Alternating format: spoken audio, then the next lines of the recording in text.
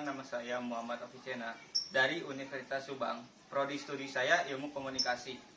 Dengan nomor pokok mahasiswa X1A200025.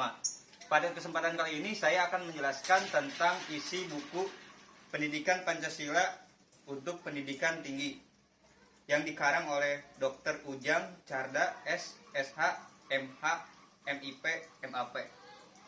Langsung saja pada bab 1 tentang orientasi terhadap pendidikan Pancasila. Di sini ada tujuan pendidikan Pancasila. Yang pertama, tujuan nasional, yaitu melindungi segenap bangsa Indonesia dan seluruh tumpah darah Indonesia. Kemudian, tujuan pendidikan nasional. Tujuannya agar mahasiswa atau masyarakat dapat mengembangkan karakter manusianya dalam pemikiran, sikap, dan tindakan. Selanjutnya, tujuan penyelenggaraan pendidikan sama halnya dengan tujuan pendidikan nasional. Di sini ada 4 rumusan Pancasila. Yang pertama, rumusan Pancasila secara etimologis, terminologis, historis, dan sosio-filosofis. Selanjutnya, pada bab 2, memahami sejarah Pancasila sebagai lambang negara. Sejarah lambang negara. Lambang negara pertama kali dipakai pada sidang kabinet RIS pada 11 Februari 1950, kemudian pada 15 Februari 1950 diperkenalkan pada pertama kalinya di Hotel Des Indes, Jakarta, agar rakyat Indonesia semangat yang kuat untuk membebaskan Ibu Pertiwi dari penjajahan. Nah, di sini ada cara memahami sejarah Pancasila sebagai lambang negara Indonesia. Yang pertama, Pancasila pra-kemerdekaan. Kemudian era kemerdekaan, Orde Lama, Reformasi, dan Orde Baru. Selanjutnya pada bab 3, memahami Pancasila sebagai sistem filsafat. Menurut KBBI sendiri, pengertian filsafat adalah pengetahuan dan penyelidikan dengan akal budi mengenai hakikat segala yang sebab usul dan hukumnya. Selanjutnya, Pancasila diangkat dari pandangan hidup yang berkembang dalam kehidupan bangsa Indonesia, yang kemudian pandangan hidup ini dirumuskan secara cerdas oleh para pendiri bangsa dan diangkat sebagai kehidupan bernegara. Lanjut bab 4 tentang memahami Pancasila sebagai sistem nilai, etika, dan norma. Bab ini membahas bagaimana Pancasila berperan menjadi fundamental bagi bangsa dan negara. Nilai atau value sendiri termasuk kajian filsafat, yaitu nilai aksiologi, theory of value.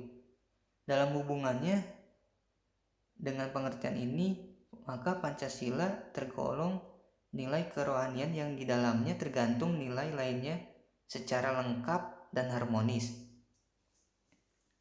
baik nilai material, vital, estetis, etis, maupun nilai religius. Lanjut bab 5, memahami muatan sila-sila dalam Pancasila. Muatan sila ketuhanan yang Maha Esa. Ketuhanan berasal dari kata Tuhan, ialah Allah, pencipta segala yang ada, semua makhluk yang Maha Esa berarti yang Maha Tunggal. Tiada sekutu, Esa dalam zatnya, dalam sifatnya, Esa dalam perbuatannya. Jadi ketuhanan yang Maha Esa mengandung pengertian dalam keyakinan adanya Tuhan yang Maha Esa, pencipta alam semesta dan isinya. Lanjut bab 6, memahami Pancasila sebagai ideologi bangsa dan negara. Istilah ideologi berasal dari kata idea yang berarti gagasan. Pancasila sebagai suatu ideologi bangsa dan bernegara Indonesia, maka suatu hasil dan pemikiran seseorang atau kelompok dari nilai leluhur dan budaya para nenek moyang. Lanjut pada bab 7, perkembangan demokrasi di Indonesia. Sejarah demokrasi. Konsep demokrasi semua lahir dari pemikiran mengenai hubungan negara dan hukum di Yunani kuno pada abad ke-6 sebelum Masehi. Periode 1966 sampai 1998. Periode ini demokrasi Pancasila mengandung sistem konstitusional yang menonjolkan sistem presidensial yang sampai sekarang.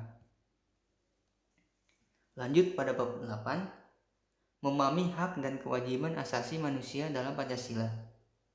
Pengertian HAM. Istilah HAM diperkenalkan oleh Roosevelt yang dirumuskan pada tahun 1948 sebagai pengganti Right of Man. HAM merupakan hak yang dimiliki manusia sejak lahir dan bersifat abadi yang tertuang dalam pasal 1 ayat 1 Undang-Undang Nomor 39 tahun 1999. Lanjut, HAM dalam Pancasila.